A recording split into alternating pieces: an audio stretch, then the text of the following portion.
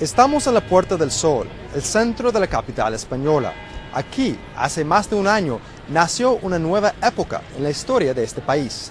En rechazo a los ajustes presupuestarios impuestos por el gobierno, decenas de miles de personas inundaron esta plaza para exigir un cambio profundo en un sistema político y económico que servía a los intereses de los grandes bancos y empresas multinacionales y no al pueblo.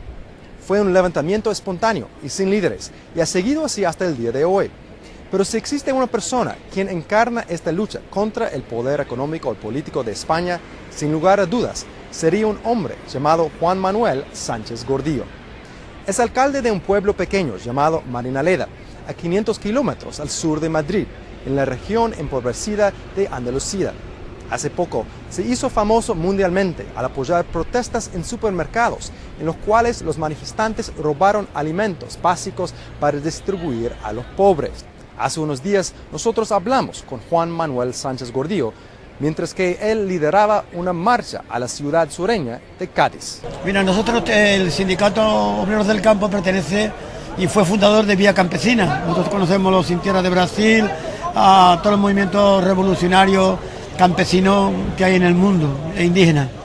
Y desgraciadamente la estructura en Europa de Andalucía en cuanto a la posesión de la tierra es muy parecida a la de América Latina. El 2% de los propietarios posee el 50% de la tierra cultivable. La concentración de la propiedad en Andalucía es 10 puntos superior a la que había en la Segunda República, que se intentó una reforma agraria, lo que pasa es que con el golpe de Estado de Franco se anuló.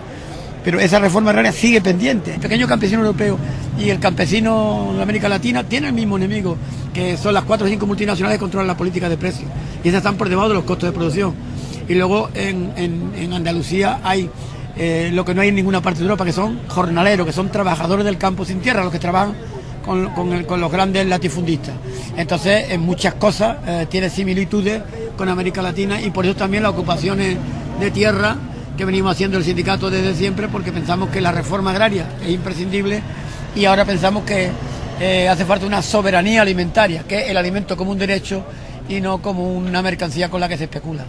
Marinaleda era pues un pueblo de la Andalucía profunda, que no tenía apenas para vivir, y cuando nosotros llegamos había la gente que ni siquiera tenía garantizado el comer todos los días. Era un pueblo que eminentemente de jornaleros, campesinos sin tierra, que trabajaba un mes la recogida de la aceituna y el resto estaban parados o en la inmigración, no había nada. Nunca se había hecho vivienda pública y no tenían las instalaciones mínimas. Bueno, pues eso se le ha dado un cambio radical. Hoy pues se ha conseguido tierra mediante lucha, se ha creado industria, la vivienda es un derecho, los impuestos son bajos, el nivel de vida de instalaciones tiene muchísima calidad. Establecemos la democracia directa, todo se decide en asamblea, todos los cargos son elegibles y irrevocables. Nosotros firmamos un documento que seremos los primeros a hablar de la lucha y los últimos a hablar del beneficio. Y bueno, pues esos son intentos de que los recursos se pongan al servicio de las personas, y por eso Marinaleda es un referente, yo creo que a nivel internacional, y por eso yo creo que ahora, aprovechando esta crisis, ya llevan mucho tiempo buscándonos cómo eliminarnos, pues yo creo que con esta crisis y ahora con lo que estamos haciendo mucho más, nos hemos convertido en un peligro, y entonces nos tememos y tenemos que reaccionar rápido, porque yo creo que van a intentar lo más pronto posible quitarnos del medio. Este movimiento, quizás por el momento en el que se ha producido, ha generado un despertar, y sectores que quizás nunca hayan conectado con nosotros, pues había una conexión, una explosión grandiosa, ¿no? Como habéis podido comprobar. Y entonces a eso es lo que el poder le teme, mientras que hemos sido una cosa pequeñita, un sindicato serio, un sindicato comprometido, pero no ha pasado de los círculos quizás del mundo rural, aunque ahí éramos mayoritarios, pues la preocupa menos, pero cuando ya conectas con sectores cada vez más amplios de la sociedad y cuestionan la propiedad privada, pues entonces el poder está nerviosísimo. Yo creo que el poder económico y el poder político está nervioso, muy nervioso. Si luego estuviéramos en otra parte del mundo, seguramente nos habían pegado tiros ya.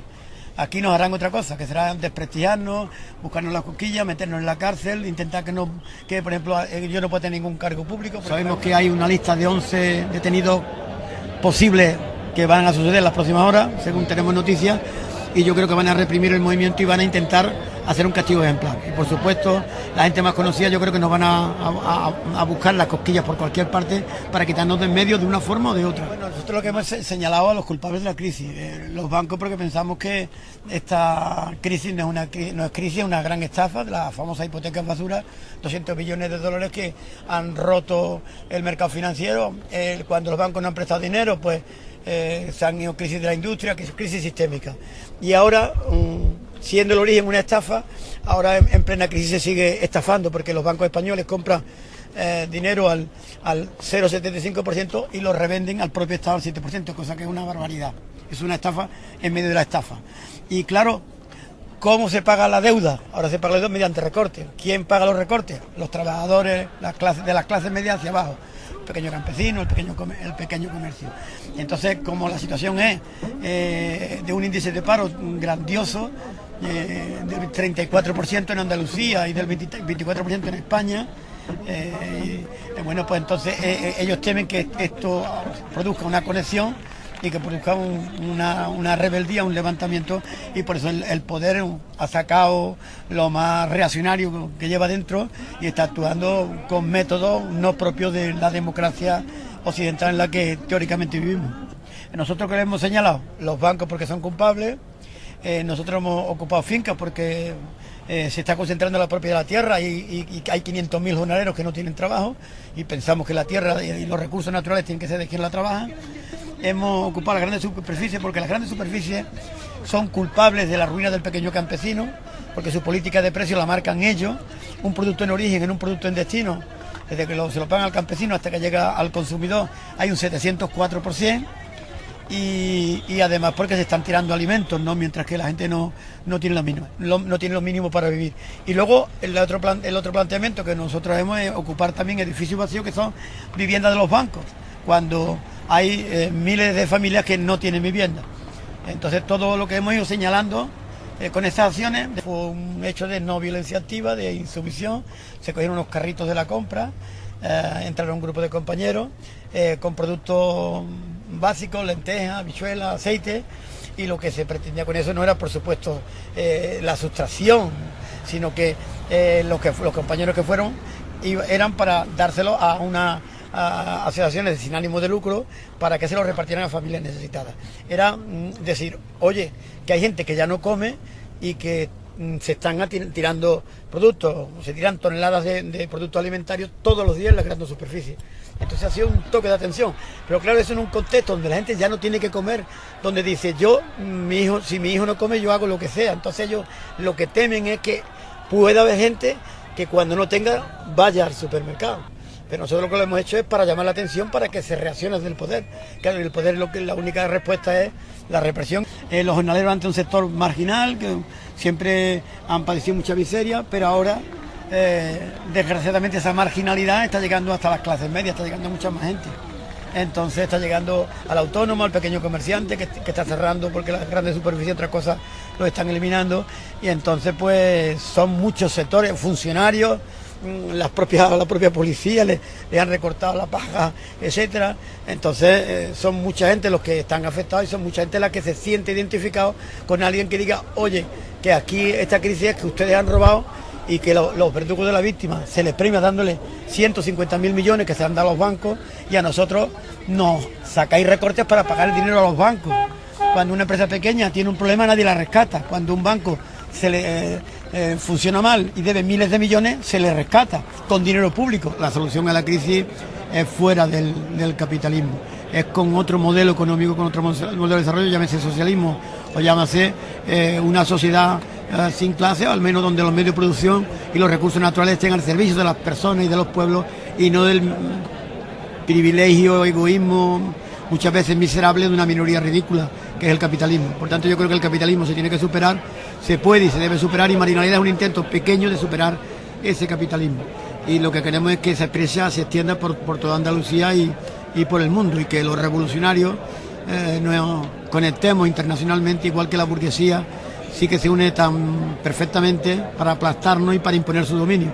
Por tanto, a mí me parece que esa solidaridad práctica es imprescindible para que donde quiera que se intenta una utopía, se intenta un mundo nuevo, no la aplaste.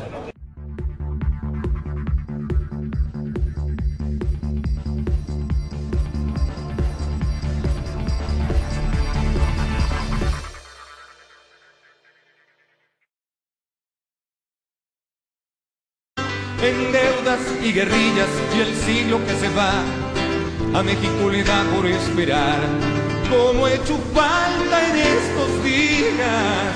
Un capitán, un héroe, una señal, y no veo más que extrañas pistas de sueños que se pierden en el mar.